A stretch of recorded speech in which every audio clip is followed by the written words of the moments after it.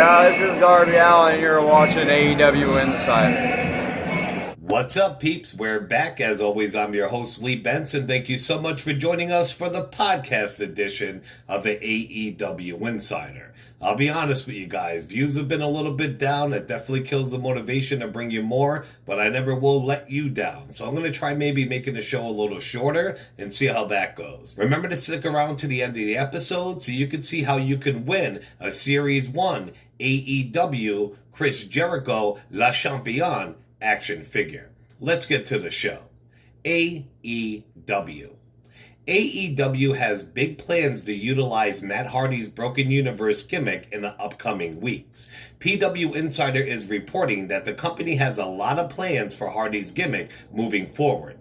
Matt Hardy and Kenny Omega versus Chris Jericho and Sammy Guevara in a street fight will take place live on next week's AEW Dynamite broadcast. That's going to be a good one. As you would expect, many people within the company are frustrated that they haven't been able to go on the road.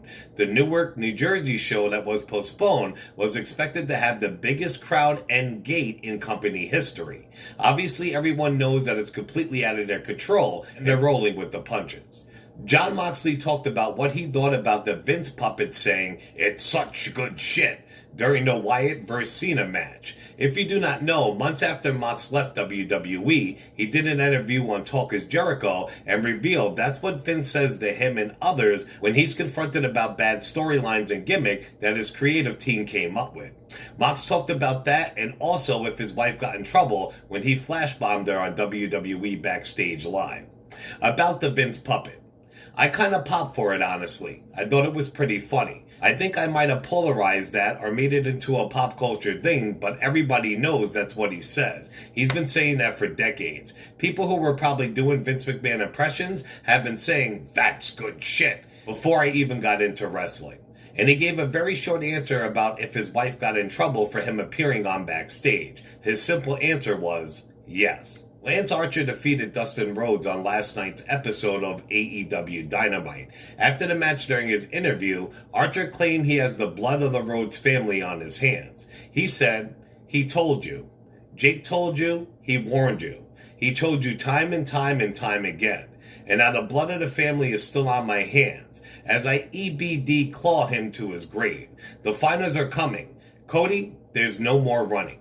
Cody, you're going to feel the same fate that every single person in AEW will feel and has feel when they step into the ring in front of me. I'm going to be TNT champion and there's not a damn thing you or anyone can do about it." Cody Rhodes also had some words about Archer, about if Lance Archer is just hype. Sometimes you just don't like people and you just want to discredit them. And it's always good to be self-aware, especially in wrestling, when you just don't like someone.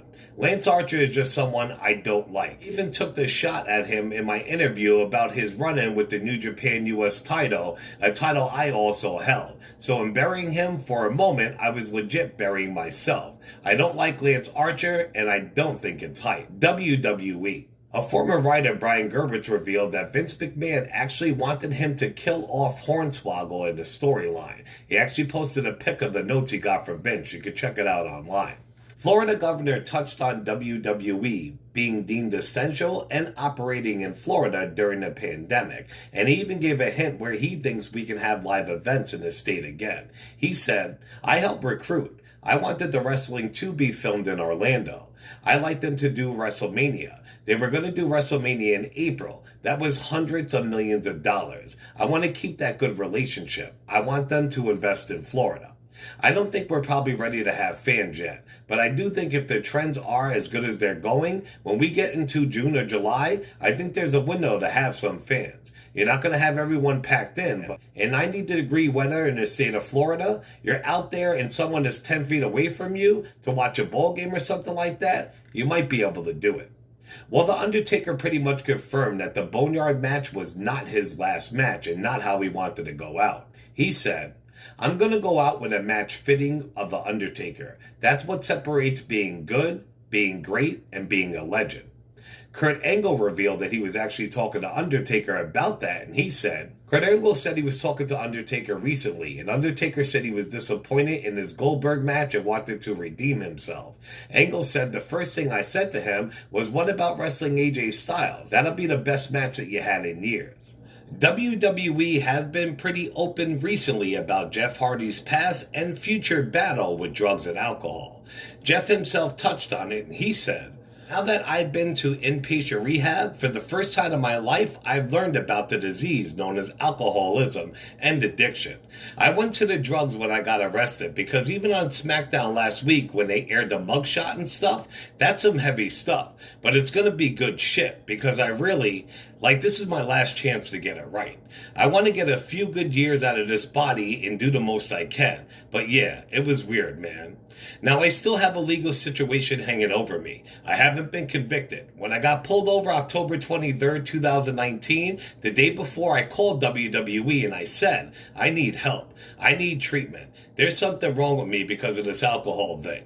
Yeah, I learned so much in recovery, just the little things like one day at a time and not drinking and not drugging. It's just calling my sponsor every day and talking to another alcoholic. There's something very powerful about it. And when you can admit what you are and you can own that, there's a huge peace of my mind knowing that if I ever drink again, I'm never getting in trouble. It's like Jeff Hardy plus no drinking equals no trouble because all my trouble has either came from drugs or alcohol. I'm just a guy with the alcohol and I can't drink like other people. I surrendered and manned up to it. Zelina Vega has gone on record and said she would love to manage Randy Orton. Those two together playing heels would be really, really good. Let's hope WWE is listening. And finally, the status of the Velveteen Dream right now has been revealed. If you don't know, he was accused of sending nudes and talking to underage teenage girls. Somebody backstage said, Velveteen Dream is clearly there for whatever it's worth.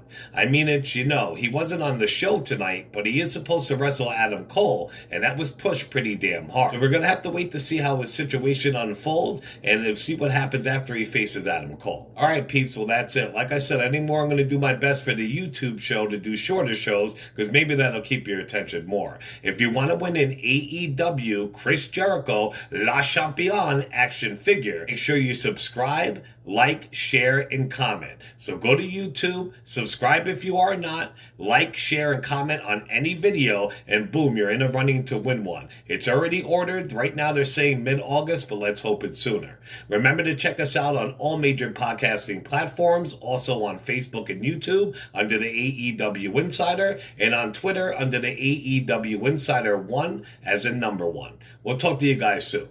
Ciao.